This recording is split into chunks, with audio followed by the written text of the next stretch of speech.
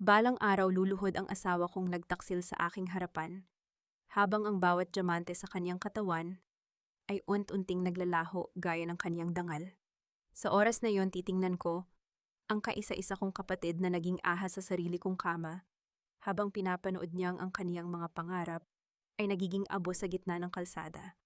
May isang kontratang hindi nila kailanman binasa, nang maigi isang lason na ako mismo ang nagtanim sa loob ng kanilang mga bank account, at sa oras na sumabog ito, tanging ang aking pangalan ang mananatiling nakatayo sa rurok ng tagumpay. Ngunit bago ang ganap na paniningil, kailangan ko munang harapin ang katotohanang mas matalas pa sa kutsilyong nakaturo sa aking lalamunan ngayong gabi. Ang bawat hininga ko ay tila paghigop ng malamig na hangin ng sementeryo habang nakatayo ako sa pintuan ng sarili kong silid. Ang amoy ng pamilyar na pabango ni Leandro ay nahaluan ng amoy ng lansa ng kataksilan. Savvy be professional, isang pirma lang ito para sa dangal ng pamilya Montemayor. Huwag kang masyadong emosyonal tungkol sa nakita mo. Isipin mo na lang na isa itong business merger na kailangang mangyari. Ito ang boses ni Doña Remedios, ang aking biyenan. Nakatayo siya sa gitna ng sala, suot ang kaniyang mamahaling robe habang ang kaniyang mga mata ay walang bakas ng awa. Sa kaniyang tabi nakatayo si Leandro, ang asawa kong pinangakuan ko ng habang buhay, na ngayon ay mabilis na isinusuot ang kaniyang polo. At sa ibabaw ng aking puting kama, naroon si Serafina, ang aking bunsong kapatid, na pilit na itinatago ang kaniyang hubad na katawan sa ilalim ng kumot na ako mismo ang bumili. Business merger, mama? Mahinahon kong tanong. Ang boses ko ay kasing linaw ng kristal, walang panginginig, walang luha. Ang tawag ko rito ay pagnanakaw, at ang lalaking ito hindi siya kumpanya, siya ang asawa ko. Savvy, please, let's talk about this later. Singit ni Leandro, ang kaniyang boses ay puno ng panggigipit. May 10 minuto ka na lang para lisanin ang bahay na ito bago dumating ang mga reporter. Sinampa na ni Mama ang reklamo laban sa iyo. Adultery, Savvy. At ang lalaking kasama mo sa pool kanina, nakuhanan na ng litrato. Naramdaman ko ang marahas na pagbilis ng tibok ng puso ko, ngunit nanatili akong nakatayo ng matuwid. Ang bitag ay nakalatag na. Isang peking lalaki, isang peking iskandalo, lahat ay para lamang makuha ang titulo ng mansyong ito na sa akin lang nakapangalan. 10 minuto, bulong ko habang tinitingnan ko ang orasan sa dingding. Ang bawat tiniting-titing yon ay tila nagbibilang ng pagkagunaw ng pamilyang Montemayor. Sign the waiver now, Salvacion, asik ni Remedios, habang inilalapag ang isang makapal na folder sa lamesa. Utang na loob mo sa amin ang posisyon mo sa kumpanya. Kung hindi dahil sa apelido namin, isa ka lang namang hamak na accountant sa kung saang maliit na kumpanya. Be a martyr for once and save your sister's reputation. Sister, tumingin ako kay Serafina. Ang kapatid na kumuha sa asawa ko ay nararapat ba sa aking sakripisyo? Hindi sumagot si Serafina. Sa halip yumuko siya at pilit na nagpatulo ng luha. Ang kaniyang pa-victim na pag-arte ay naging hudyat ng aking huling desisyon. Walang puwang ang awa sa isang isipang sanay sa pagsusuri ng fraud. Dahan-dahan akong lumapit sa lamesa. Inilabas ko ang aking cellphone at kumuha ng isang malinaw na litrato ng 3 sa kaisa-isang frame na magpapatunay ng kanilang relasyon. Hindi naging mabilis ang kanilang pagkilos upang pigilan ako. Anong ginagawa mo? Sigaw ni Leandro. Recording the initial balance of your debt. Leandro, malamig kong sagot. Hindi ko pinirmahan ang waiver. Sa halip, kinuha ko ang aking bag at hinarap ang aking biyenan. Mama, enjoy the next 10 minutes. Dahil paglabas ko sa pintuang ito, ang bawat sentimo na nilaunder ninyo mula sa Montemayor Foundation ay formal nang dadaan sa aking audit. At Leandro, ang joint account natin kaninang alas 8 pa naging 0 ang balance niyon. Nakita ko ang biglang pamumutla ni Leandro. Ang kaniyang yabang ay tila isang lobong tinusok ng karayom. You stole from us, sigaw ni Remedios. Hindi ako nagnakaw. I just performed a strategic withdrawal of my personal assets. Wika ko habang binubuksan ko ang pintuan ng mansyon. Magkita-kita tayo sa korte, o mas mabuti, magkita-kita tayo sa kalsada kapag nakuha ko na ang huling butil ng yaman ninyo.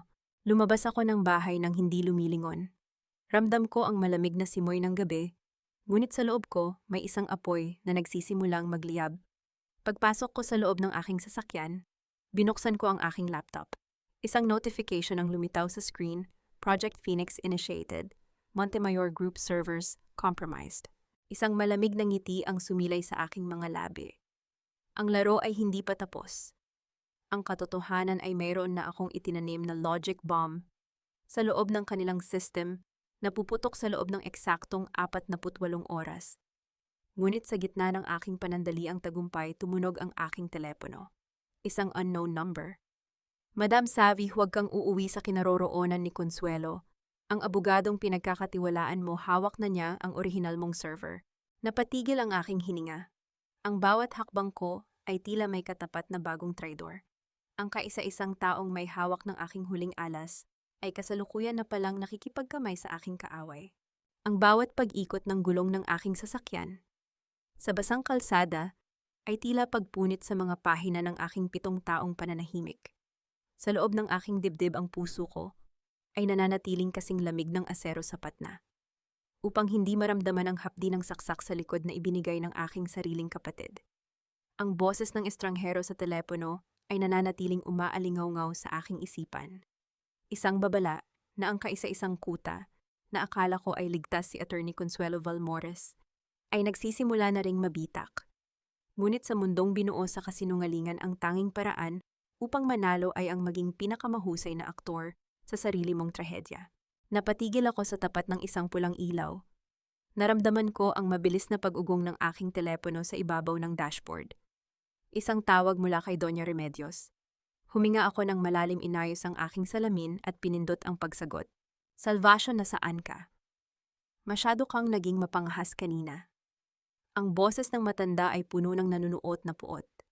Akala mo ba ay matatakot mo kami sa mga pananakot mo? Isipin mo ang hiya ng pamilya Montemayor. Isipin mo ang magiging tingin ng mga tao sa kapatid mo kapag nalaman nilang pinalayas mo siya sa gitna ng gabi. Ang hiya, mama, ay para lamang sa mga taong may ginawang mali.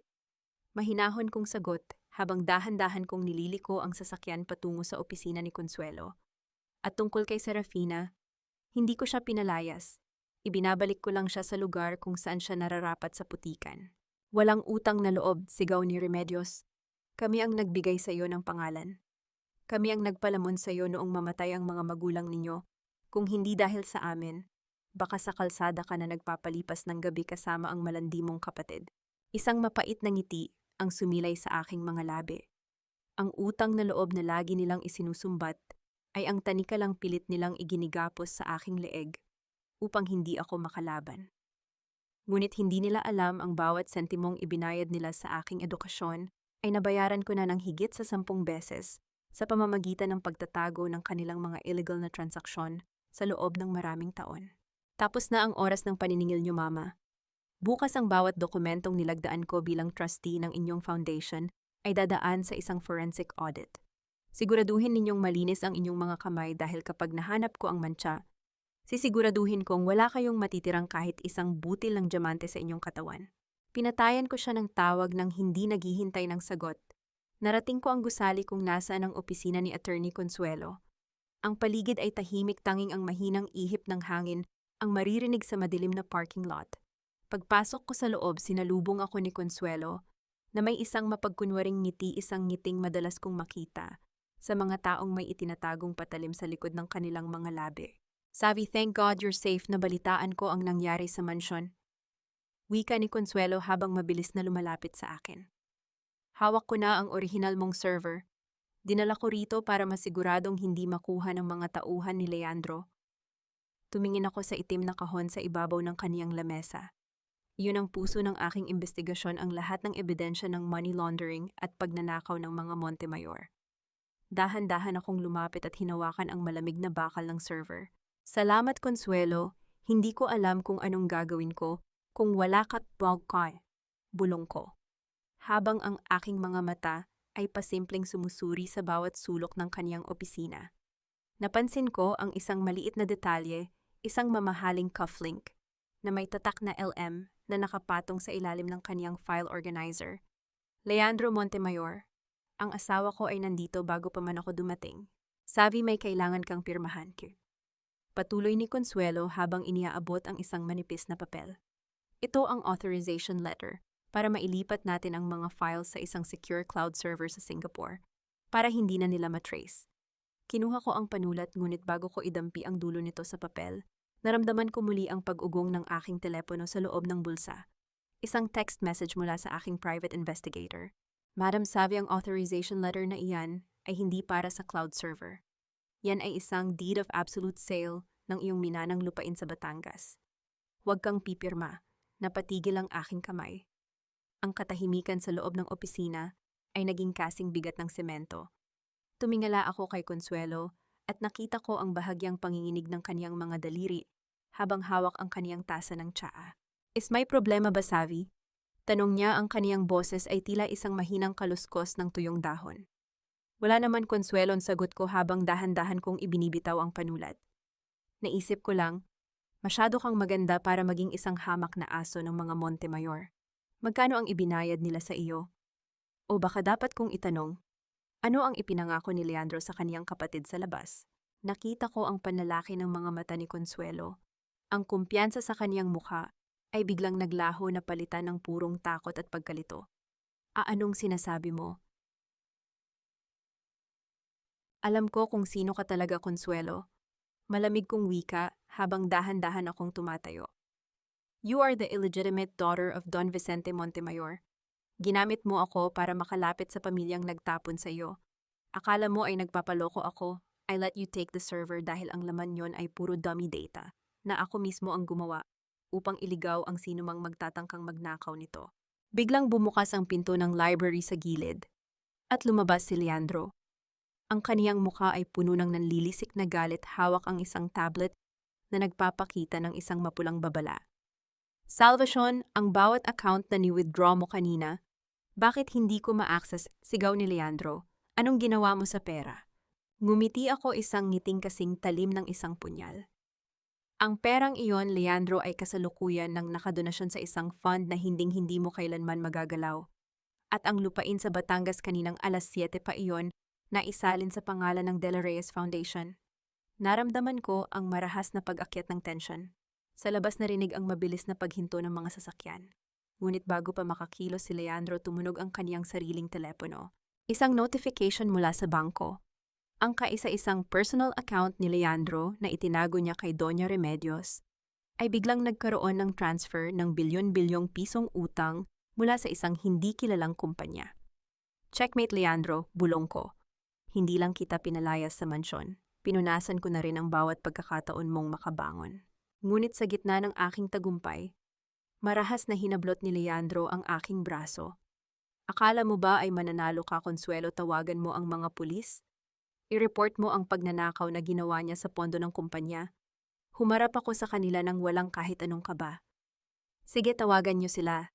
Pero bago kayo magsalita, pakinggan niyo muna ang audio recording na kasalukuyang naka-live broadcast sa bawat monitor sa lobby ng kumpanya ninyo. Isang boses ang umalingaw-ngaw mula sa tablet ni Leandro, ang boses ni Consuelo na nakikipagkasundo kay Leandro na ililigpit si Savvy kapag nakuha na ang huling pirma. Napatigil ang dalawa, ngunit bago ako makalabas, isang malakas na tunog ng paglock ng pinto ang narinig mula sa labas. Madam Savvy, hindi ka pwedeng umalis. Ang boses ay nanggaling sa intercom. Sinampanan ni Doña Remedios ang kasong attempted murder laban sa iyo. Ang lalaking inatake mo sa pool kanina, patay na siya. At ang fingerprint mo ang tanging nasa leeg niya. Naramdaman ko ang paghinto ng pag-ikot ng mundo. Ang bitag ay mas malalim pa kaysa sa aking inasahan. Hindi lang nila ako gustong nakawan. Gusto nilang mabulok ako sa loob ng rehas para sa isang krimeng sila mismo ang nag-imbento. Darating ang araw na ang bawat rehas na pilit nilang ipinapakita sa akin ay magiging hagdan ko patungo sa katarungan, at ang bawat mantsa ng dugong itinanim nila ay magiging pintura na magbubura sa kanilang marangyang pangalan. Sa oras na iyon, titingnan ko ang asawa kong nagpapakasasa sa kaniyang kayabangan habang unti-unti siyang kinakain ng sarili niyang takot.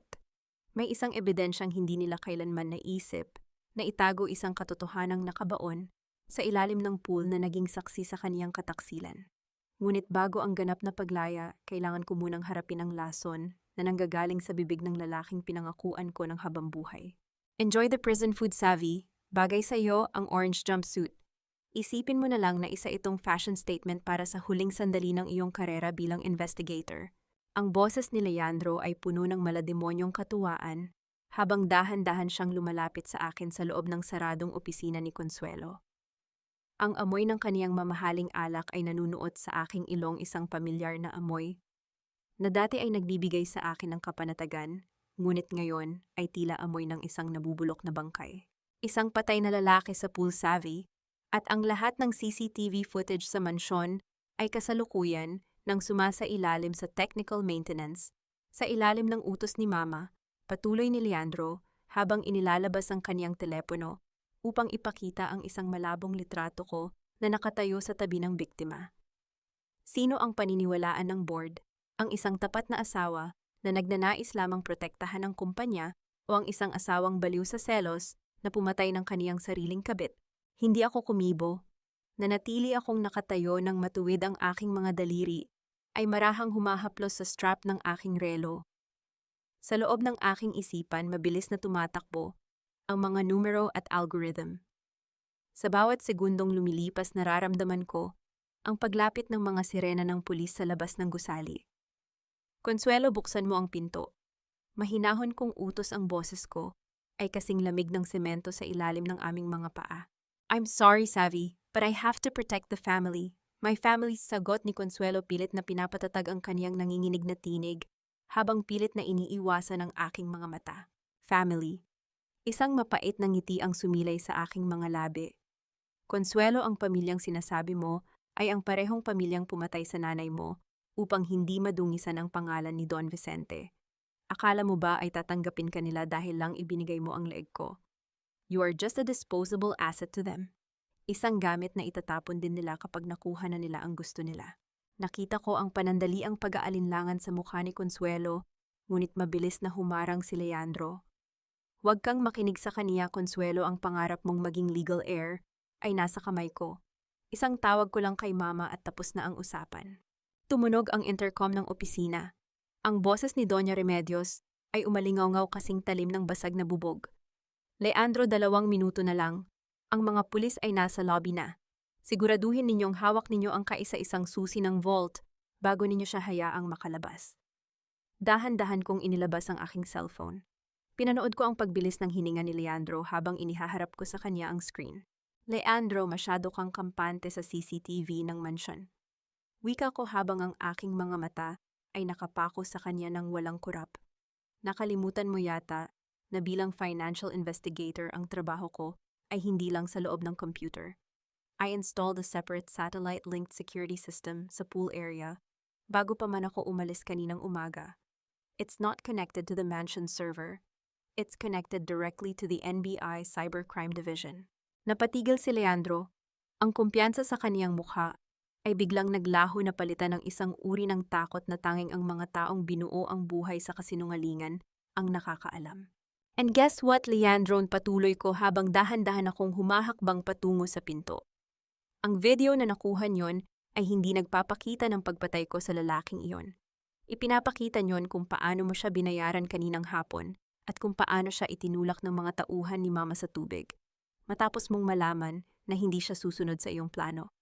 The fingerprints you're talking about, I was wearing gloves the whole time I was checking his pulse. Marahas na hinablot ni Leandro ang aking braso. Ibibigay mo sa akin ang access sa satellite account na iyan. Salvation, ngayon din. Huwag mo akong hawakan. Malamig kong sagot sabay bawi ng aking braso nang may matinding puwersa. Dahil ang bawat dampi ng balat mo ay nagpapaalala sa akin ng lansa ng kataksilan ninyo ni Serafina. Consuelo, buksan mo ang pinto kung ayaw mong isama kita sa kasong accessory to murder. Sa gitna ng kaba, mabilis na pinihit ni Consuelo ang lock. Sa isang iglap, bumukas ang pinto at bumulaga sa amin ang 2 lalaking nakasuit. Hindi sila pulis kundi ang aking sariling security team na matagal ko nang inihanda sa labas ng gusali. Madam Savvy, handa na po ang sasakyan, wika ng isa sa kanila habang mabilis na pinalilibutan si Leandro at Consuelo. Dalhin niyo si Consuelo sa ligtas na lugar. Huwag niyo siyang hayaang makausap si Remedios. Utos ko habang naglalakad ako palabas ng opisina. Lumingon ako sa huling pagkakataon kay Leandro. Nakatayo siya sa gitna ng silid, hinihingal at punong-puno ng kahihiyan habang ang kanyang diamanteng cufflink ay kumikislap sa ilalim ng fluorescent light. Leandro, ang ika-40 anniversary gala ng kumpanya niyo ay sa susunod na linggo, di ba? Tanong ko nang may isang formal at malamig na tinig. Maghanda ka. Dahil doon ko ibibigay ang huling bill para sa bawat kasalanang ginawa ninyo sa akin. Naglakad ako sa mahabang hallway ng gusali nang hindi sila nililingon. Nararamdaman ko ang mga titig ng mga empleyadong kanina pa nakikinig sa usap-usapan, ngunit diretso lang ang aking tingin.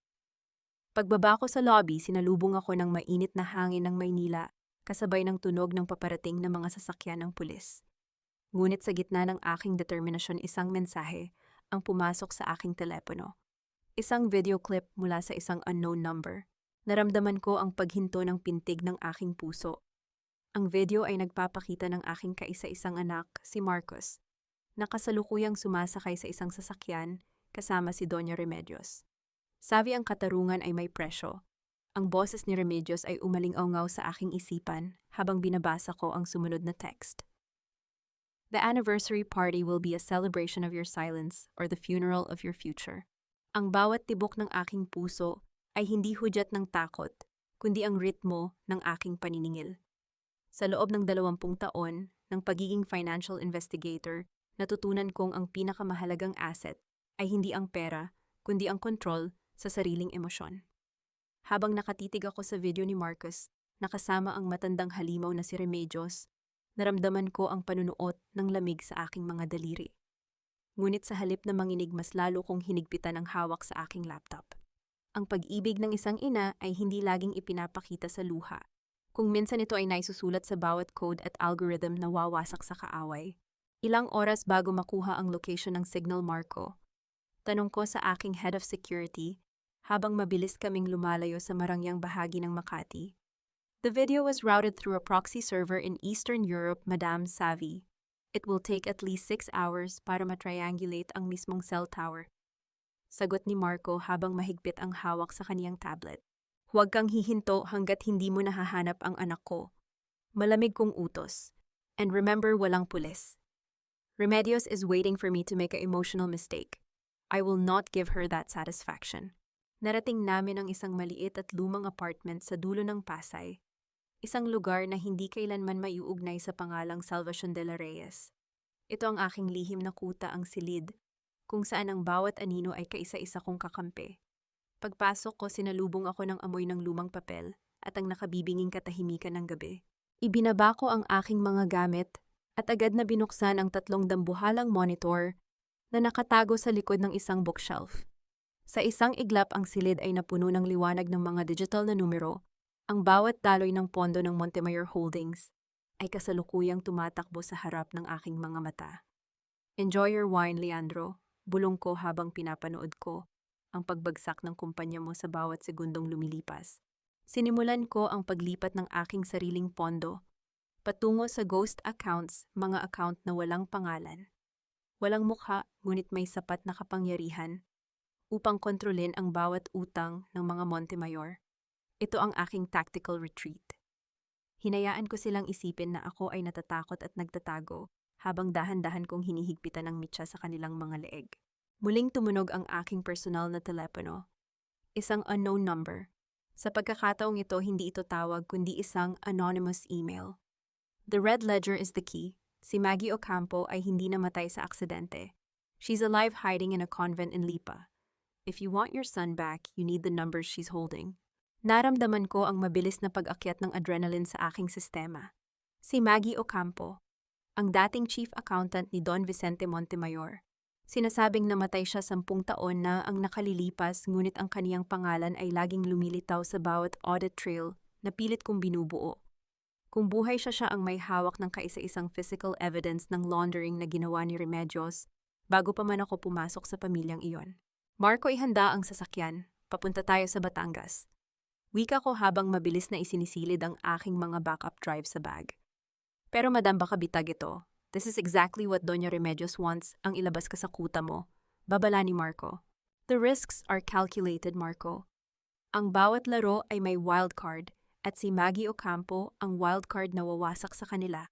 Mahinahon kong sagot. At tungkol kay Marcos, sabihin mo sa team Execute Project Mirror. I want every person who enters or leaves the Montemayor mansion to be tracked by our drones. The moment Remedios makes a move, I want to see it live. Naglakad ako patungo sa pintuan, Ngunit bago ako lumabas, tumigil ako sa harap ng isang maliit na frame ng litrato ni Marcus na nakapatong sa lamesa. Hinaplos ko ang salamin niyon, ramdam ang lamig na tila ba humahaplos sa aking puso. Marcus, hintayin mo si Mommy. Ang katarungan ay hindi nahihintayin ang susunod na linggo. Ang katarungan ay kasalukuyan ng kumatok sa kanilang pintuan. Bulong ko, bago ko tuluyang pinatay ang lahat ng ilaw. Habang bumababa kami sa madilim na parking lot, isang itim na van ang biglang huminto sa aming tapat. Bumukas ang pinto nito at lumabas ang isang babaeng nakasuot ng itim na belo. Napatigil ako nang makilala ko ang amoy ng kaniyang pabango, ang pamilyar na amoy ng lansa at kataksilan, Serafina, ang kaisa-isa kong kapatid. Sabi, huwag kang pumunta sa lipa. Ang boses niya ay nanginginig puno ng tunay na takot na ngayon ko lang narinig sa kanya. Pinatay na nila ang sinumang may alam tungkol kay Maggie. At Savi, ang anak mo, hindi siya nasa mansyon. He's in a place where no drone can find him. Tinitigan ko si Serafina ng walang kurap. Bakit mo ito sinasabi sa akin, Serafina? Hindi ba't nakuha mo na ang asawa ko? Hindi ba't ikaw na ang reyna sa kama ni Leandro? Ginamit lang nila ako. Savi, Leandro is planning to frame me too. After the gala, they will report me to the police as the person who stole your documents. Hikbi ni Serafina habang dahan-dahang lumalapit sa akin. Isang malakas na tunog ng pagharurot ng sasakyan ang narinig mula sa kabilang kanto. Sa isang iglap, isang grupo ng mga armadong lalaki ang lumabas mula sa anino ng mga column sa parking lot. Takbo, Savi, nandito na sila, sigaw ni Serafina bago siya marahas na hinablot ng isa sa mga lalaki. Naramdaman ko ang pagbilis ng mitsa. Ang katarungang akala ko ay kontrolado ko ay biglang naging isang madugong labanan para sa aking buhay. Ang bawat hakbang ng mga armadong lalaki sa sementadong sahig ng parking lot ay tila ba isang mabilis na kalkulasyon ng aking katapusan. Ngunit sa mundong ginagalawan ko, ang takot ay isang luho na hindi ko kayang bayaran. Habang pinapanood ko ang marahas na paghablot nila kay Serafina, hindi ako sumigaw. Ang aking mga mata ay nanatiling nakapako sa bawat galaw ng kanilang mga anino. Ang Maribel na pinalaki sa hirap ay baka nanginginig na ngayon, ngunit ang Savi na isang dalubhasa sa investigasyon ay kasalukuyan nang binubuo ang isang exit strategy sa loob ng kaniyang isipan. Ang katarungan ay hindi laging dumarating sa pamamagitan ng batas. Kung minsan dumarating ito sa pamamagitan ng pagkakataon na ang iyong kaaway mismo ang nag-abot sa iyo. Salvation, huwag kang tumayo lang dyan. Iligtas mo ako. Tili ni Serafina, ang kaniyang boses ay pumapaos na sa takot, habang pilit siyang isinasakay sa itim na van. Ang kaniyang mga luha na dati ay ginagamit niya upang makuha ang atensyon ni Leandro. Ngayon ay tila ba mga patak ng ulan na walang saysay sa gitna ng unos. Walang kapatid sa mundong ito, Serafina. Malamig kong sagot habang dahan-dahan kong inilaladlad ang aking kamay na kanina pa nakatago sa loob ng bulsa ng aking coat. Mayroon lamang tayong mga transaction. At sa transaksyong ito, ikaw ang nag-default. Lumapit sa akin ang isa sa mga armado, ang kaniyang baril ay nakaturo ng diretso sa aking dibdib. Ngunit bago pa man niya makabitaw ng isang salita, itinaas ko ang aking cellphone. Ang screen ay nagpapakita ng isang mabilis na countdown na may tatak ng kumpanyang kinabibilangan nila. Tumingin ka sa monitor ng relo mo, kumpare. Wika ko sa lalaking nasa tapat ko. Ang boses ko ay kasing patag ng isang bangkay. The moment my heart rate exceeds 120 beats per minute, or the moment a signal interruption occurs, ang bawat bank account na ginagamit ng pamilya Montemayor upang bayaran ang inyong serbisyo ay automatikong mag-e-execute ng isang chargeback protocol. Wala kayong matatanggap na sweldo ngayong gabi.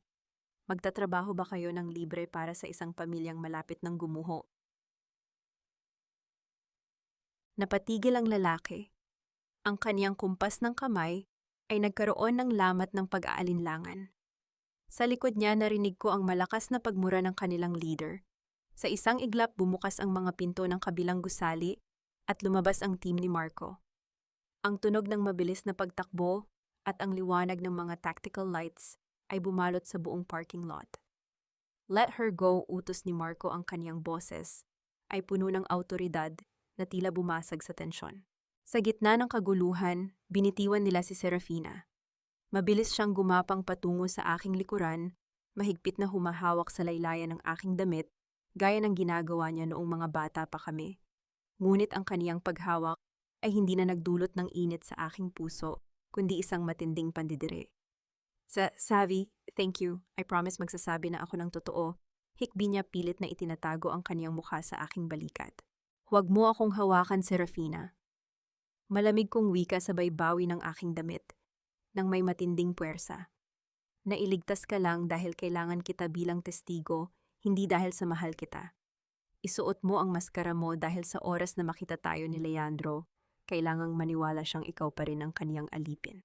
Dinala namin si Serafina sa loob ng sasakyan. Habang bumibiyahe kami patungo sa Batangas, nanatili siyang nakayuko sa isang sulok. Ang katahimikan sa loob ng sasakyan ay pinutol ng pag-ilaw ng kaniyang cellphone. Isang video call mula kay Leandro. Inabot ko sa kanya ang telepono. Answer it, maging biktima ka uli, gaya ng dati. Nanginginig na sinagot ni Serafina ang tawag. Lumitaw sa screen ang mukha ni Leandro, nakaupo siya sa isang marangyang jewelry store, may hawak na isang dambuhalang diamanteng kwintas. Serafina, nakuha mo na ba ang files mula sa kapatid mo? I have a surprise for you. Wika ni Leandro nang may mapaglarong ngiti.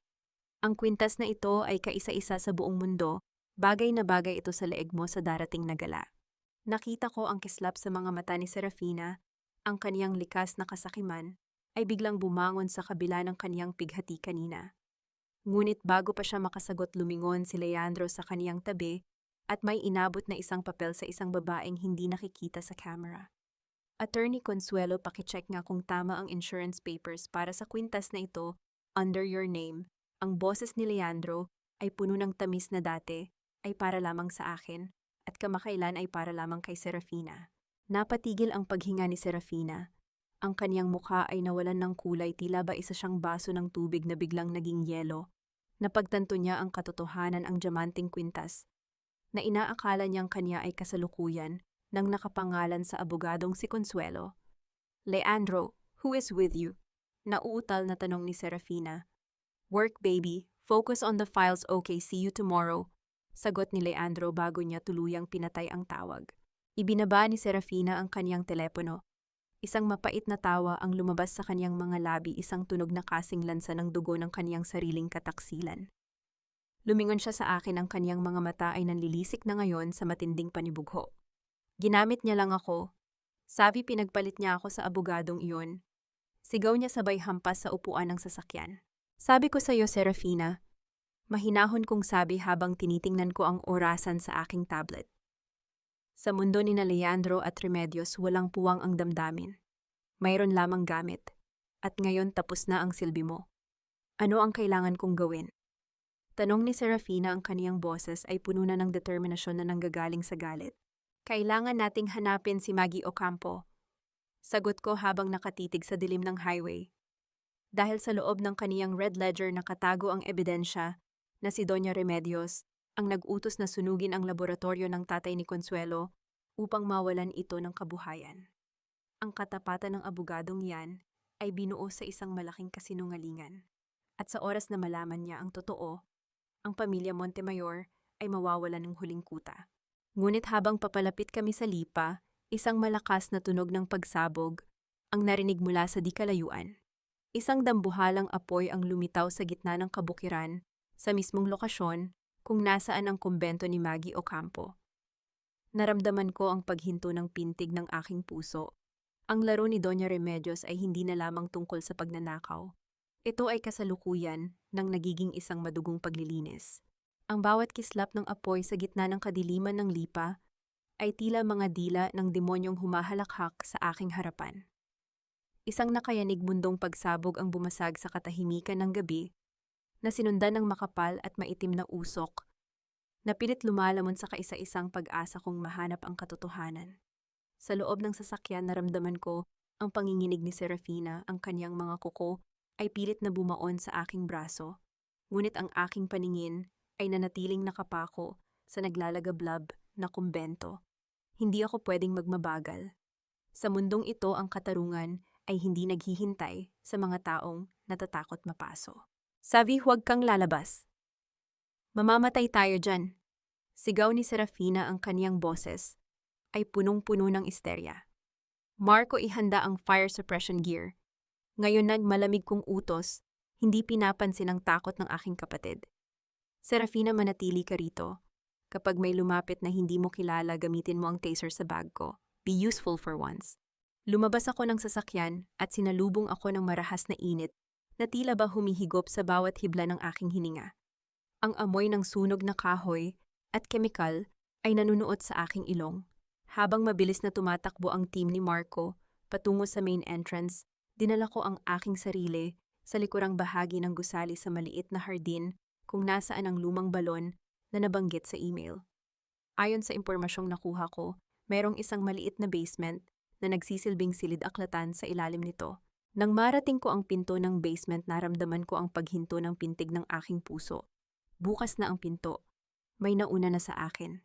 Dahan-dahan kong inilabas ang aking tactical flashlight at itinutok ito sa madilim na hagdanan. Ang bawat hakbang ko ay tila pagpunit sa isang pahina ng kasaysayang pilit na ibinabaon sa limot. Pagbaba ko sa ilalim, sinalubong ako ng malamlam na liwanag at ang tunog ng mabilis na paghinga. Doon sa gitna ng mga nagkalat na libro, nakita ko ang isang matandang babae. Puting-puti na ang kaniyang buhok at suot niya ang isang simpleng terno ng madre, ngunit ang kaniyang mga mata ay nananatiling matalas gaya ng mga numero sa kaniyang isipan. Si Maggie Ocampo. Madam Savvy, alam kong darating ka. Mahinang wika ni Maggie, ang kaniyang boses ay pumapaos dahil sa usok. Hawak niya ang isang maliit na itim na bag na may nakatagong pulang kwaderno, ang Red Ledger. Maggie, kailangan na nating lumabas. Guguho na ang gusali sa itaas natin. Sabi ko habang tinutulungan ko siyang tumayo. Hindi lang ang apoy ang kalaban natin, Savvy. Bulong ni Maggie, pilit na iniabot sa akin ang kwaderno.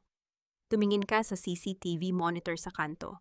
Tumingin ako sa maliit na screen na nakakabit sa dingding. Naramdaman ko ang panlalamig ng aking buong katawan. Isang itim na sasakyan ang kasalukuyang humihinto sa tapat ng sasakyan namin. At mula rito lumabas ang isang lalaking may hawak na rifle. Hindi ito basta-bastang tauhan.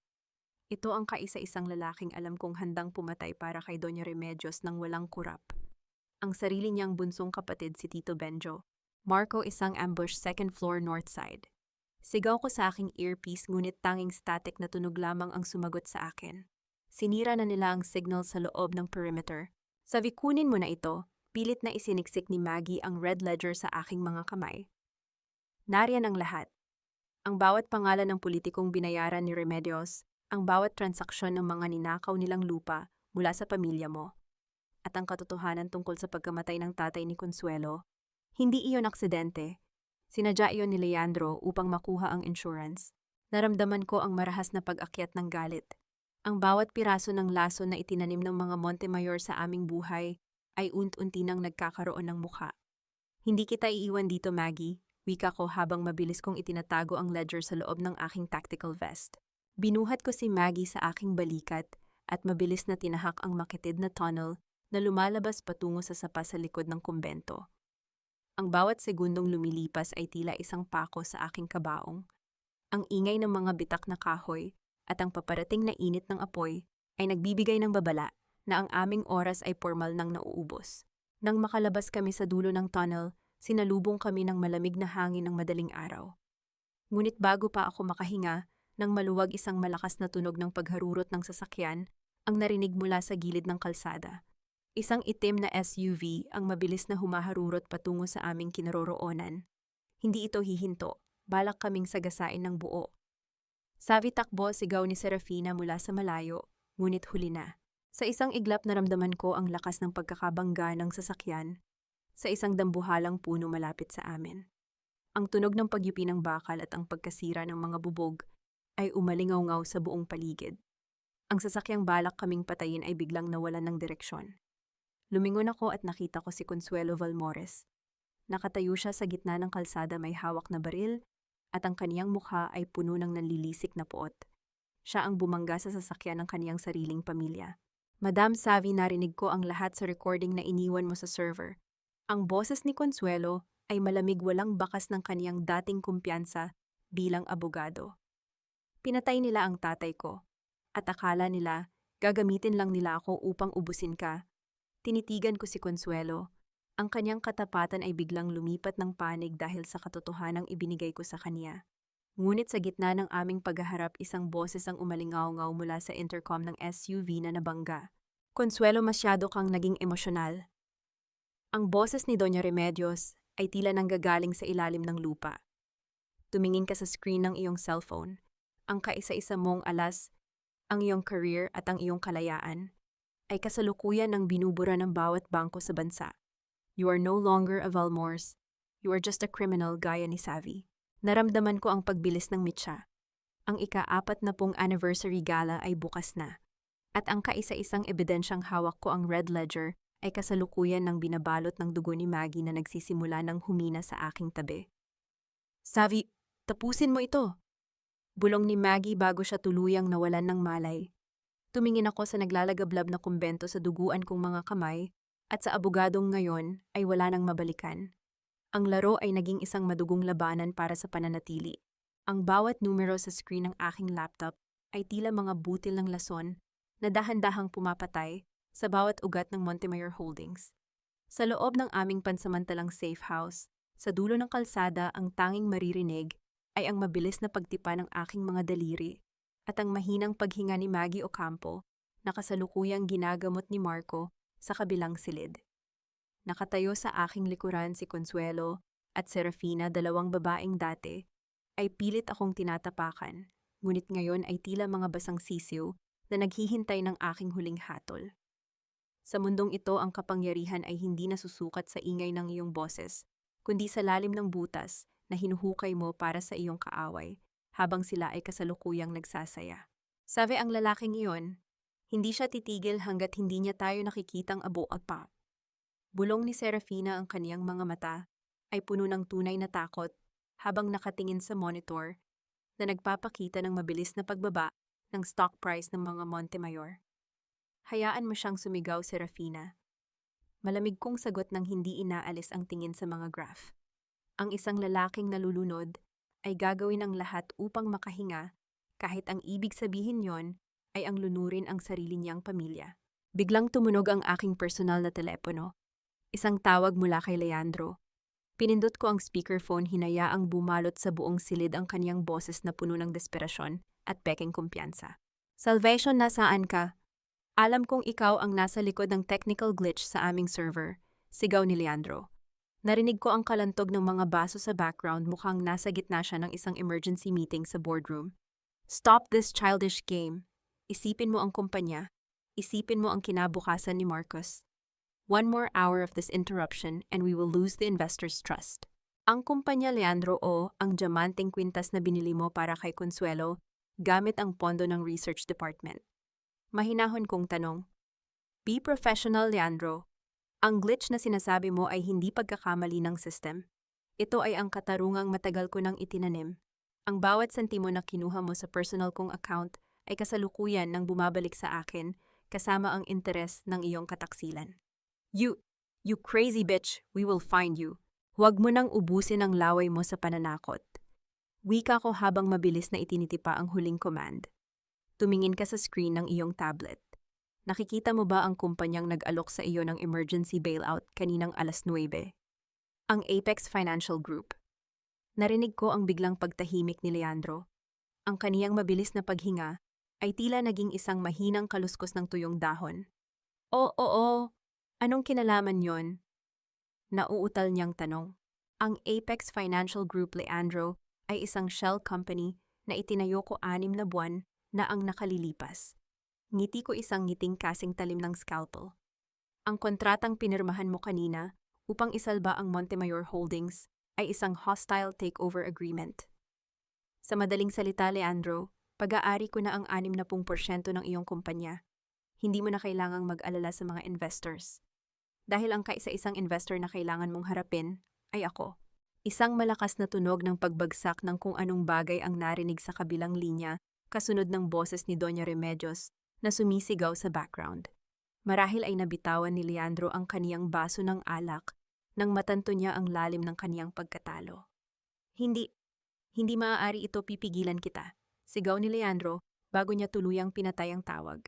Lumingon ako kay Consuelo. Handa ka na ba, Attorney Valmores? Dahil sa loob ng 48 oras ang bawat illegal na pirma ni Leandro at Remedios ay dadaan sa iyong pagsusuri sa harap ng NBI. You wanted to be a legal heir, right now is your chance to be the person who will legally bury them. Sabi na hanap na namin ang coordinates ni Marcos. Biglang pumasok si Marco, ang kaniyang mukha ay seryoso. Nasa loob siya ng isang kuta sa Tagaytay. At Savi, hindi lang si Remedios ang nagbabantay sa kanya. Naroon din ang lalaking inakala nating patay na. Napatigil ang aking mga daliri sa keyboard. Naramdaman ko ang paghinto ng pag-ikot ng mundo. Don Vicente, bulong ko ang aking tinig ay bahagyang nanginig sa unang pagkakataon. Buhay ang biyenan mo, Savi, at siya ang tunay na may hawak ng mitya ng kumpanya. Naramdaman ko ang pagbilis ng aking tibok ng puso. Ang ika-40 anniversary gala ay bukas na. Ang katarungang akala ko ay hawak ko na ay tila isang dambuhalang bitag na may mas malalim pang arkitekto sa likuran nito. Ang bawat numero, bawat transaksyon at bawat saksak sa likod ay humahantong sa isang madugong rurok na hinding-hindi nila inaasahan. Tumingin ako sa red ledger na nakapatong sa lamesa. Maghanda kayo, wika ko sa aking team. Dahil bukas ang bawat patak ng dugo na kinuha nila sa pamilya de la Reyes, ay sisingilin ko sa gitna ng kanilang pinakamasayang pagdiriwang. Habang inililigpit ko ang aking laptop, naramdaman ko ang malamig na hangin ng gabi na pumasok mula sa bintana. Ang bawat tiniting-titing ng orasan sa dingding ay tila isang mabilis na pagbilang ng pagkagunaw ng mga Montemayor. Ang pagkabuhay ng isang patay ay hindi isang himala. Sa mundo ng mga Montemayor ito ay isang maselang estratehiya. Habang nakatitig ako sa monitor, kung nasaan ang coordinates ni Marcos sa Tagaytay, naramdaman ko ang panunuot ng lamig sa aking mga buto. Si Don Vicente Montemayor, ang lalaking nagpanggap na bangkay sa loob ng 5 taon upang takasan ang kaniyang mga utang at kasalanan, ay kasalukuyan palang humahawak sa hininga ng aking anak. Ngunit sa halip na manginig ang aking mga kamay, mas lalo kong hinigpitan ang hawak sa red ledger. Sa accounting, ang bawat entry ay dapat magbalanse. At ngayong gabi sisiguraduhin kong ang huling balance ni Vicente ay purong kawalan. Sabi, kailangan nating tawagan ang mga autoridad. Hindi natin kaya si Don Vicente ng mag-isa, bulong ni Serafina, ang kaniyang boses ay tila isang nanginginig na huni ng ibon. Tumahimik ka, Serafina, malamig kong sagot nang hindi siya nililingon. Ang mga pulis ay hindi makakapasok sa kuta ni Vicente nang hindi dumanak ang dugo. At ang dugong iyon ay maaaring dugo ng anak ko. Consuelo, tumingin ka sa akin.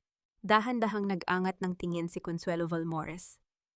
Ang kanyang maskara ng pagiging matapang na abogado ay tuluyan ng naglaho, inilalantad ang isang babaeng sugatan ang pagkatao. You wanted to be a legal heir, right? Tanong ko, ang boses ko ay kasing talim ng bagong hasang patalim. Akala mo ba ay kikilalanin ka ni Vicente ngayong buhay siya? Tumingin ka sa pahina ng red ledger na ito. Noong gabing namatay siya, ang unang ginawa niya ay ang ilipat ang bawat trust fund na nakapangalan sa iyo patungo sa kanyang offshore account. You were never his daughter, Consuelo. You were his emergency fund. Isang reserbang pera na kukunin niya kapag kailangan niya ng maglaho. Nakita ko ang panginginig ng mga labi ni Consuelo. Ang isang butil ng luhang pumatak sa kaniyang pisngi ay mabilis niyang pinunasan isang hudyat na ang kaniyang katapatan ay tuluyan ng lumipat. Anong kailangan kong gawin? Tanong ni Consuelo, ang kaniyang tinig ay puno na ng nanunuot na poot. Gagamitin natin ang ika-40 anniversary gala bukas. Wika ko habang inihaharap ko sa kanila ang blueprint ng ballroom. Leandro and Remedios think they still have the leverage dahil hawak ni Vicente si Marcos. But they forgot one thing. Bilang majority owner ng Apex Financial ako, na ang may hawak ng bawat security protocol ng gusaling iyon. Consuelo, kailangan mong bumalik kay Leandro.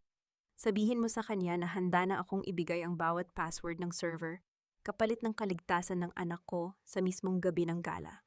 Isang bitag, tanong ni Marco. Hindi lang bitag, Marco. Ito ay isang public execution tag. Sagot ko. Consuelo, hihingin ni Leandro ang hard copy ng red ledger. Ibibigay mo sa kanya ang isang decoy na may nakatagong GPS transmitter. The moment he holds that book, tila ba hawak na rin niya ang kaniyang sariling warrant of arrest. Kinabukasan, ang bawat kislap ng chandelier sa loob ng Montemayor Grand Ballroom ay tila mga mata ng demonyong nagmamasid. Ang hangin ay amoy mamahaling pabango at kasinungalingan. Sa gitna ng entablado nakatayo si Leandro, suot ang kaniyang pinakamagandang tuxedo, nakangiti sa harap ng mga kamera habang si Doña Remedios ay marangyang nakaupo sa kaniyang trono. Nagtatago ako sa dilim ng VIP lounge pinapanood sa aking tablet. Ang pagpasok ni Consuelo sa ballroom. Nakita ko ang paglapit ni Leandro sa kanya, ang kaniyang mukha ay puno ng tagumpay. Nasaan si Savvy? Narinig kong tanong ni Leandro sa kanyang suot na mikropono na kanina ko panahak. Nasa labas siya, nanginginig sa takot na. Sagot ni Consuelo ng may perpektong pag-arte. Ito ang ledger, Leandro. Pakawalan niyo na ang bata sa Tagaytay. Savvy is ready to sign the final waiver. Kinuha ni Leandro ang aklat at niyakap ito, na tila ba iyon ang kaniyang kaligtasan. Good. Tell her to wait for the signal. Kapag naipakita ko na sa mga investor na hawak ko na ang original na records, doon ko lang siya papayagang makita ang anak niya. Naramdaman ko ang marahas na pagbilis ng aking tibok ng puso nang marinig ko ang isang malalim at pamilyar na boses mula sa kabilang linya ng comms ni Leandro. Leandro, do not be too hasty. Ang boses ni Don Vicente ay umalingaw-ngaw kasing lamig ng hanging nanggagaling sa ilalim ng lupa. Tumingin ka sa gawing kaliwa ng ballroom. Ang asawa mo, she's not hiding, she's already inside. Napatigil ang aking hininga. Dahan-dahan kong ibinaling ang aking tingin sa monitor ng security camera. Nakita ko ang refleksyon ni Don Vicente sa isang salamin sa loob ng ballroom. Nakatayo siya sa likuran ni Remedios, suot ang isang puting maskara, ngunit ang kaniyang mga mata ay nananatiling nakapako sa kinaroroonan ko. Savvy, alam kong naririnig mo ako. Bulong ni Vicente sa system na akala ko ay kontrolado ko. Masyado kitang tinuruan ng maigi. Nakalimutan mo yata. Ang isang financial investigator ay tinitingnan ang numero, pero ang isang Montemayor, tinitingnan ang kaluluwa. Ang anak mo ay kasalukuyang nakatayo sa ilalim ng dambuhalang chandelier na nasa gitna ng ballroom. Isang maling galaw mo at sisiguraduhin kong ang ika-40 anniversary na ito ay magiging isang madugong libing. Napatitig ako sa gitna ng ballroom. Doon sa ilalim ng naglalakihang mga kristal, nakita ko ang isang maliit na bata na nakasuot ng tuxedo, hawak ang kamay ng isang hindi kilalang bodyguard. Marcus. Naramdaman ko ang paghinto ng pag-ikot ng mundo. Ang katarungang akala ko ay hawak ko na ay biglang naging isang madugong hostage drama sa harap ng buong bansa. Welcome to the party, Savvy, halakhak ni Vicente. Handa ka na bang sumayaw sa gitna ng apoy? Balang araw luluhod ang matandang halimaw na pumatay sa dangal ng aking pamilya, habang pinapanood niya ang kaniyang imperyo na nagiging abo. Sa oras na yon, titingnan ko ang asawa kong nagtaksil sa aking pagtitiwala habang pilit niyang pinupulot ang mga barya ng kaniyang naglahong yaman. May isang sikretong hindi nila alam, isang digital na mitsa na kanina ko pa sinindihan, at sa oras na sumabog ito, walang diamante o ginto ang makapagliligtas sa kanila mula sa kalsada. Ngunit bago ang ganap na pagpuksa, kailangan ko munang iligtas ang aking mundo mula sa dulo ng kaniyang malupit na laro. Savvy, ang ganda ng suot mong pula. Kulay ng tagumpay o kulay ng dugo?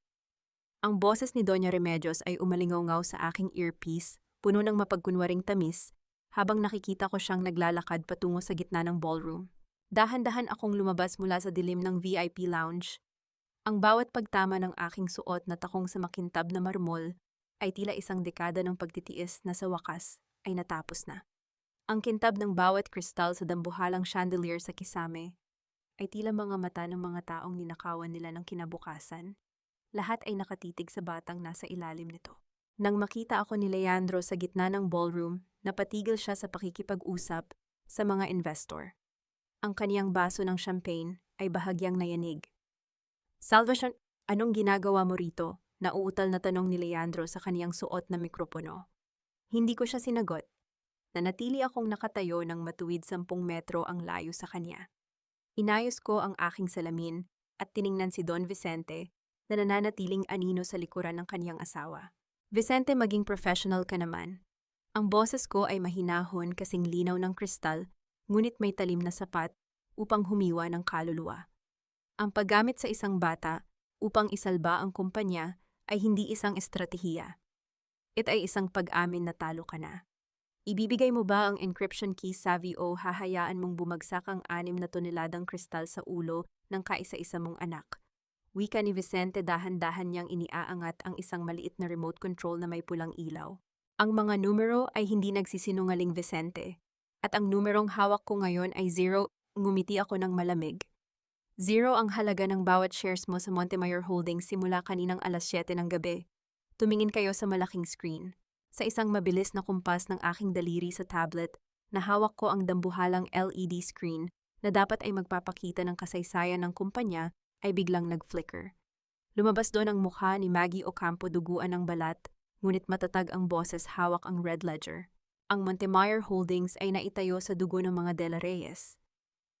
Ang boses ni Maggie ay umalingaw-ngaw sa buong ballroom na naging sanhi ng paghinto ng musika at ang pagkagulat ng bawat panauhin. Narito ang bawat bank transfer, bawat hininging suhol, at ang katotohanan tungkol sa pagkamatay ni Don Vicente na isa palang malaking insurance fraud. Patayin niyo ang screen. Ngayon din puwa, sigaw ni Remedios sa mga technician ngunit walang sumusunod. Ang bawat terminal sa loob ng gusali ay kasalukuyan nang nakalock sa ilalim ng aking utos. Leandro, tumingin ka sa akin. Dahan-dahan akong humakbang pasulong, hindi pinapansin ang banta ni Vicente. Akala mo ba ay si Consuelo ang magliligtas sa iyo, Attorney Valmors? Ipakita mo sa kanya ang huling dokumentong pinirmahan niya. Lumapit si Consuelo kay Leandro at inihagis sa kaniyang mukha ang isang itim na folder.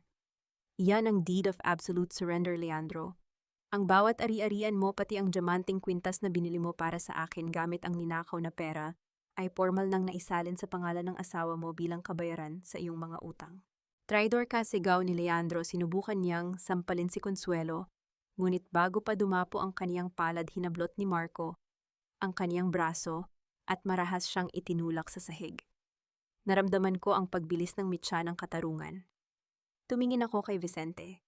Ang kaniyang nanginginig na daliri ay nasa ibabaw na ng button ng remote. 3, 2, bilang ni Vicente. Pindutin mo, Vicente. Hamon ko, ang aking mga mata ay nagsimulang magliyab sa purong asero. Pero bago mo gawin, pakinggan mo muna ang tunog ng iyong sariling pagkagunaw. Isang malakas na tunog ng pagbukas ng dambuhalang pintuan ng ballroom ang narinig ng lahat. Pumasok ang mga tauhan ng National Bureau of Investigation kasama ang mga armadong sundalo. Ngunit ang kaisa-isang taong kumuha ng atensyon ng lahat ay ang lalaking naglalakad sa unahan, si Don Vicente Montemayor. Napatigil ang lahat. Lumingon si Vicente sa kaniyang tabi at nakita ang isang replika ng kaniyang sarili. Ang lalaking kaharap mo sa V. Bulong ni Remedios na ngayon ay nanginginig na sa takot. Sino ang lalaking iyon? Ang lalaking may hawak ng remote, Remedios, ay si Benjo, ang kaisa-isang kapatid ni Vicente, na pilit ninyong itinago sa psychiatric ward upang makuha ang kanyang mana. Paliwanag ko habang dahan-dahan kong kinukuha si Marcos mula sa bodyguard na kanina pa pala tauhan ni Marco. Ang tunay na Vicente, kanina pa siya pumanaw sa kuta niya sa Tagaytay matapos niyang aminin ang lahat kay Maggie Ocampo. Nabitawan ni Benjo ang remote.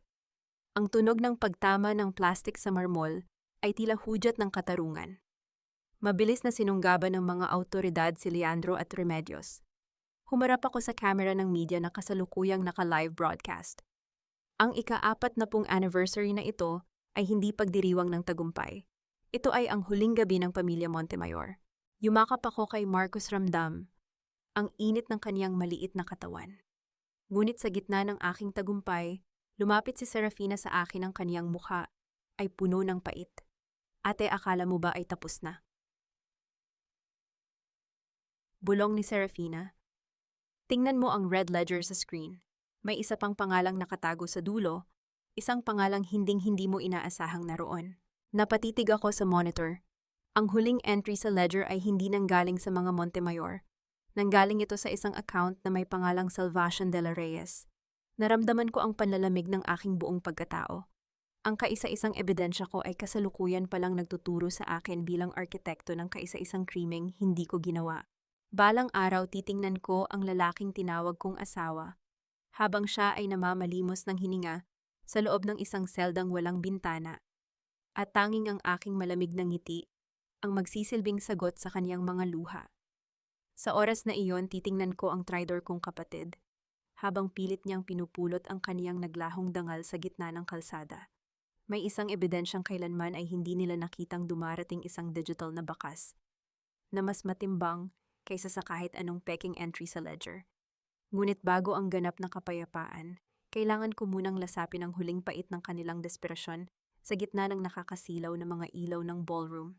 Salvation, huli ka na, kitang-kita ng buong mundo ang pangalan mo sa Red Ledger. Ang tili ni Serafina ay umalingaw-ngaw sa buong ballroom, puno ng malansang katuwaan, habang itinuturo niya ang dambuhalang screen. Siya ang utak ng lahat ng ito. Ginamit niya ang kumpanya ni Leandro upang nakawan ang mga investors. Naramdaman ko ang paghinto ng bulungan sa paligid. Ang bahang mga matang mga autoridad at ng mga makapangyarihang tao ng Maynila ay sabay-sabay na tumuon sa akin. Ang bawat kislap ng mga kamera ay tila mga kidlat na nagbababadya ng aking pagbagsak. Ngunit sa halip na manginig ang aking mga kamay, dahan-dahan kong inayos ang aking salamin. Sa mundo ng forensic accounting, ang pinakamalaking pagkakamali ng isang kriminal ay ang maniwala na sapat na ang tinta upang baguhin ang kasaysayan. Savvy, be professional and surrender. Huwag mo nang dagdagan ang kahihiyan ng pamilya. Ang boses ni Leandro ay muling bumalik ang kumpiyansa habang pilit siyang tumatayo sa tulong ng isang gwardiya. Family, masyado kang mapangarap, Leandro. Malamig kong sagot habang dahan-dahan akong humahakbang patungo sa podium. Ang pangalan ko sa ledger na iyan, it's a classic case of a backdated entry. Isang desperadong hakbang mula sa isang kapatid na akala niya ay sapat na ang kaniyang katusuhan upang talunin ang kaisa-isang taong nagturo sa kanya ng bawat numerong alam niya. Anong sinasabi mo, peke ang ebidensya mo, Tam? Sigaw ni Serafina. Hindi ko siya sinagot. Kinuha ko ang aking relo, isang mamahaling piraso na mukhang alahas lamang at mabilis itong ikinonekta sa central terminal ng ballroom. Sa isang iglap, ang LED screen na nagpapakita ng Red Ledger ay biglang nag-flicker at napalitan ng isang asul na grid ng mga codes. Serafina, ang entry na may pangalan ko ay ginawa gamit ang isang IP address mula sa loob ng mansyon ng mga Montemayor. Eksaktong 3 oras matapos akong lumaya sa bahay na iyon. Paliwanag ko, ang boses ko ay kasing linaw ng isang hatol sa korte. At ang ginamit na credentials, hindi ito kay Leandro, hindi rin ito kay Remedios. Nanggaling ito sa isang account na lihim mong binuksan 6 na buwan na ang nakalilipas. Nakita ko ang mabilis na pagpula ng mukha ni Serafina. Ang kaniyang pa-victim na maskara ay nagsimula ng mabitak. Hindi iyan totoo, gawa-gawa lang iyan ang system mo, Ta. Hikbi ni Serafina habang pilit na tumitingin kay Leandro para sa suporta. Ngunit ang asawa ko ay nanatiling tahimik, ang kaniyang mga mata ay nanlilisik na ngayon sa kapatid ko. Napagtanto ni Leandro na maging siya ay niloloko rin ng kaniyang sariling kabit. At ito ang huling regalo ko para sa iyo, Serafina. Patuloy ko habang pinipindot ko ang final audit command. Ang diamanteng kwintas na inaakala mong nakuha mo kay Leandro, tumingin ka sa iyong leeg. Nagtatakang hinawakan ni Serafina ang kaniyang kwintas. Biglang lumabas sa screen ang isang malinaw na resibo at isang video feed mula sa isang pawn shop sa Binondo. Ipinapakita doon si Serafina na kasalukuyang binibenta ang orihinal na diamante at pinapalitan ito ng isang pirasong kristal na walang halaga. You stole the family heirloom, Serafina. Bulong ni Doña Remedios, na ngayon ay napaluhod na sa sahig dahil sa tindi ng kahihiyan. Pinagpalit mo ang dangal namin para sa barya. Ate, please, patawarin mo ako. Pinilit lang ako ni Leandro. Sigaw ni Serafina habang sinusubukan niyang lumapit sa akin, ang kaniyang mga kamay ay naka-extend, tila ba humihingi ng awa. Dahan-dahan akong humarap sa kanya. Ramdam ko ang bawat taon ng aking pagtitiis na nag-uumpisa ng maningil. Sa isang mabilis na kumpas, naramdaman ni Serafina ang bigat ng aking palad sa kaniyang pisngi. Ang tunog ng sampal ay umalingaw-ngaw sa buong ballroom, mas malakas kaysa sa kahit anong musika o palakpakan.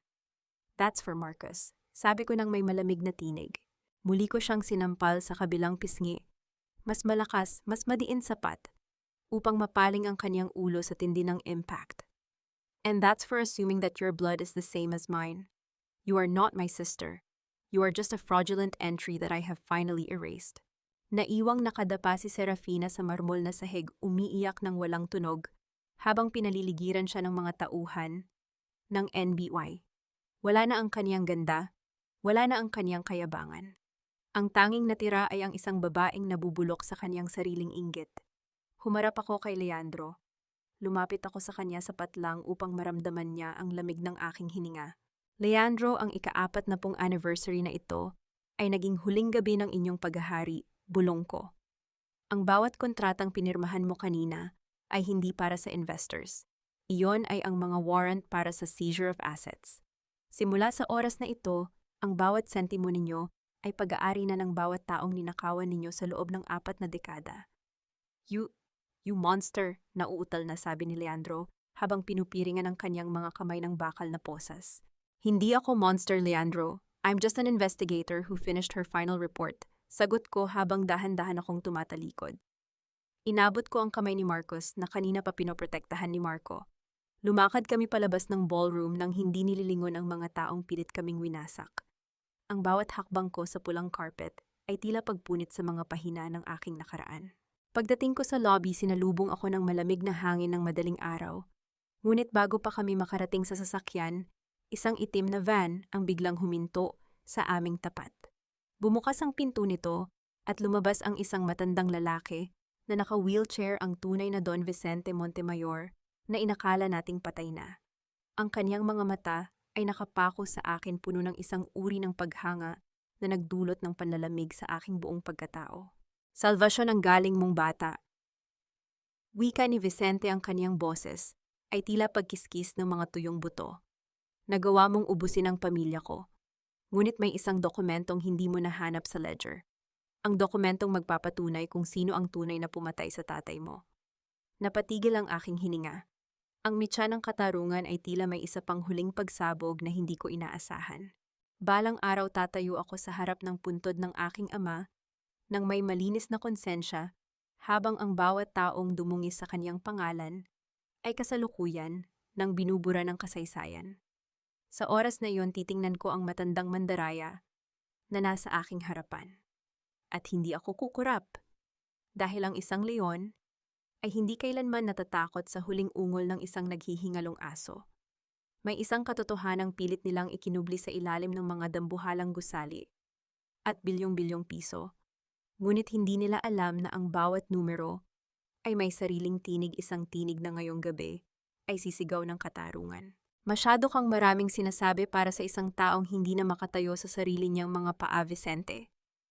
Ang boses ko ay kasing lamig ng hanging madaling araw na humahampas sa aming mga mukha sa lobby. Hindi ako lumapit. Nanatili akong nakatayo ng tuwid habang mahigpit ang hawak ko sa kamay ni Marcos. Ang amoy ng antiseptic mula sa wheelchair ni Vicente ay humahalo sa amoy ng ulan sa labas. Akala ng matandang ito ang kaniyang biglang pagpapakita ay magdudulot ng panginginig sa aking mga tuhod. Ngunit sa medisina ng pananalapi, ang isang multo ay isa lamang palang unaccounted asset na kailangang i-liquidate. Huwag kang mapagmataas, Savi. Halakhak ni Vicente, ang tunog niyon ay tila pagkiskis ng kinakalawang na bakal. Ang tatay mo, si Teodoro de la Reyes, hindi siya ang santong inaakala mo. Siya ang unang pumirma sa Red Ledger. Siya ang unang nagturo sa amin kung paano itago ang mga mantsa ng kumpanya. Naramdaman ko ang marahas na pagpintig ng ugat sa aking sentido. Ang tatay ko ay isang taong may integridad. Pinatay niyo siya dahil tumanggi siyang ituloy ang laundering na sinimulan ninyo. Tumanggi. Inilabas ni Vicente ang isang lumang piraso ng micropelikula mula sa kaniyang bulsa. Tumingin ka sa screen ng iyong kaisipan, Savi. Ang tatay mo ay namatay hindi dahil sa katarungan, kundi dahil sa takot. Takot na malaman mo ang kaniyang tunay na pagkatao. Inagaw ko ang dokumento mula sa kaniyang nanginginig na kamay. Sa ilalim ng liwanag ng lobby, binasa ko ang bawat entry. Ang aking mundo ay tila ba panandali ang tumigil sa pag-ikot. Ang pirma ni tatay ay naroon, ngunit may isang maliit na detalyeng tanging ang isang dalubhasang investigator na tulad ko ang makakapansin. You're losing your touch, Vicente, twika ko habang dahan-dahan kong itinitiklop ang dokumento. Isang malamig na ngiti ang sumilay sa aking mga labi. Ang petsang nakasulat dito ay October 14. Ang tatay ko ay kasalukuyang nasa gitna ng isang open heart surgery. Sa araw na yon, 10 taon na ang nakalilipas. He couldn't have signed this. Ang pumirma nito ay ang lalaking gumaya sa sulat kamay niya, ang kaisa-isang tao na laging nasa kaniyang tabi sa ospital. Lumingon ako sa anino sa dulo ng lobby. Tito Benjo, lumabas ka na dyan. Dahan-dahang lumabas ang kapatid ni Vicente. Ang kaniyang mukha ay puno ng pighati at pagsisisi. Patawad, Savi. Binantaan nila ang buhay ni Serafina noong sanggol pa lamang siya. Wala akong pagpipilian kundi ang maging kamay ni Vicente sa bawat kasalanan niya. Sapat na ang dula-dulaan, Vicente. Malamig kong putol sa kaniyang tangkang pagsasalita. Inasahan ko na ang bawat hakbang mo. Ang mikropelikulang ito ang huling ebidensyang kailangan ng NBI upang ilink ka sa legacy fraud ng mga Montemayor. You used me. Sigaw ni Vicente pilit na tumatayo mula sa kaniyang wheelchair, ngunit mabilis siyang pinigilan ng kaniyang sariling mga kalamnan na matagal nang pinabayaan ng panahon. Ginamit kita upang ilabas ang huling mantsa sa pangalan ng tatay ko. Sagot ko habang iniaabot ko ang ebidensya sa mga tauhan ni Marco na kasalukuyan ng pinaliligiran ng van. At tungkol sa iyong kalayaan, isipin mo na lang na isa itong permanenteng investment sa loob ng bilangguan. Habang kinakaladkad ang wheelchair ni Vicente patungo sa sasakyan ng mga awtoridad, lumingon siya sa akin ng may nanlilisik na mga mata. Hinding-hindi ka magkakaroon ng kapayapaan, Savi. Ang bawat pader ng mansyong iyon ay puno ng dugo ng nakaraan. Ang mansyon Vicente ay formal ko nang ibinenta kaninang 8:00 ng gabi. Wika ko habang dahan-dahan kong tinatanggal ang aking suot na salamin. Wala ng Montemayor, wala ng De La Reyes. Mayroon na lamang salvation, isang babaeng malaya na sa inyong lahat. Nilisan ko ang lobby habang ang unang sinag ng araw ay nagsisimulang sumilip sa kalangitan ng Maynila. Ramdam ko ang pagluwag ng bigat sa aking balat. Ang bawat numero sa aking isipan ay sa wakas ay nagbalanse na. Ngunit bago kami makarating sa sasakyan, tumigil ako sa tapat ni Serafina na ngayon ay nakatayo sa tabi ni Consuelo. Ang aking kapatid ay nakayuko, hindi makatingin ng diretso sa aking mga mata. Ate, patawarin mo ako, hikbi ni Serafina. Tinitigan ko siya ng matagal. Walang galit, walang puot, tanging ang malalim na katahimikan ng isang taong nahanap na ang kaniyang tunay na sarili. Ang patawad ay hindi ibinibigay, Serafina. Pinagtatrabahuhan iyan, malamig kong sabi habang iniaabot ko sa kanya ang isang maliit na susi. Yan ang susi ng lumang apartment natin sa probinsya. Doon mo simulan ang pagbuo ng sarili mong buhay malayo sa mga diamante at kasalanan ni Leandro. Huwag mo nang susubukang hanapin ako. Pumasok ako sa sasakyan at niyakap si Marcus. Habang umaandar kami palayo sa gusaling naging saksi sa aking pagbabago, tiningnan ko ang rear view mirror. Nakita ko ang anino ng Montemayor Holdings na unti-unting lumiliit sa aking paningin. Ang operasyon ay tapos na. Ang malignant na bahagi ng aking buhay ay ganap nang natanggal. At sa unang pagkakataon sa loob ng 7 taon, naramdaman ko ang tunay na tamis ng bawat hininga. Sinasabi ng kung ang katarungan ay parang isang forensic audit, maaaring matagal ang proseso, kailangang busisiin ang bawat maliliit na detalye, at masakit harapin ang bawat pagkakamali, ngunit sa huli ang mga numero ay hindi kailanman magsisinungaling. 1 taon na ang mabilis na lumipas, mula nang gumuho ang kuta ng mga Montemayor, at sa bawat pagmulat ng aking mga mata sa umaga, nararamdaman ko ang tamis ng kalayaang hindi kailanman mabibili ng kahit na sinong bilyonaryo. Ang bawat pilat na iniwan ng kanilang kataksilan sa aking puso ay hindi natanda ng pait, kundi mga medalya ng aking katatagan na ngayon ay kumikinang sa bawat sulok ng aking bagong buhay. Nakatayo ako ngayon sa balkonahe ng aking bagong opisina, pinagmamasdan ang bukang liwayway na dahan-dahang nagbibigay kulay sa kalangitan ng Maynila.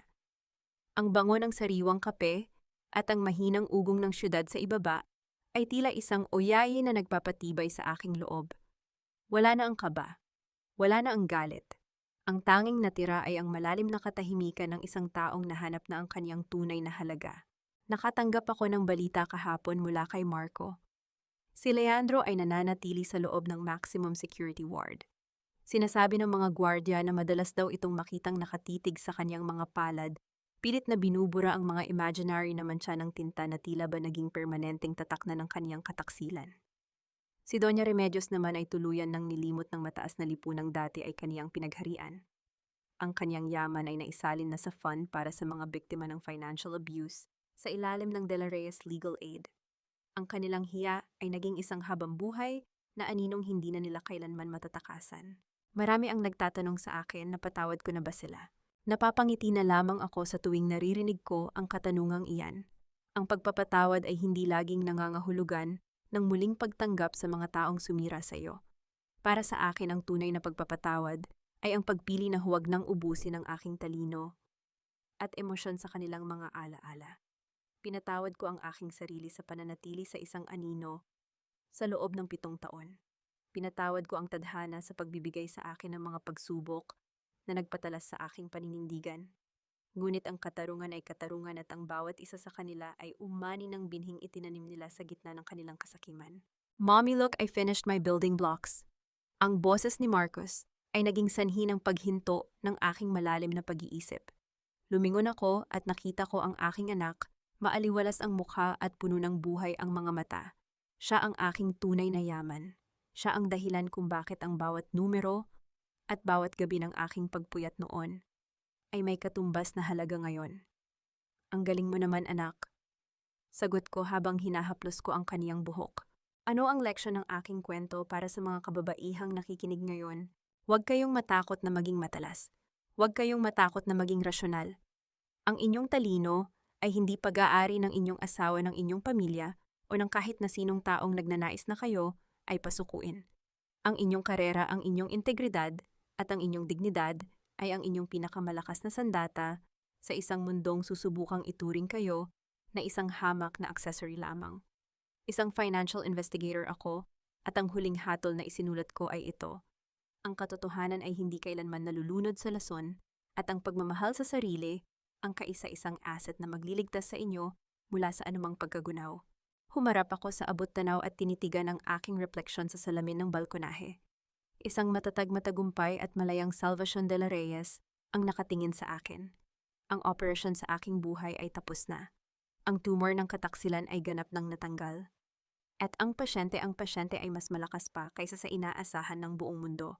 Naglakad ako pabalik sa loob ng aking opisina nang may matatag na hakbang. Ang tunog ng aking sapatos sa marmol ay tila isang deklarasyon ng aking walang hanggang paghahari sa sarili kong tadhana. Ang digmaan ay tapos na at ang aking tunay na buhay ay nagsisimula pa lamang.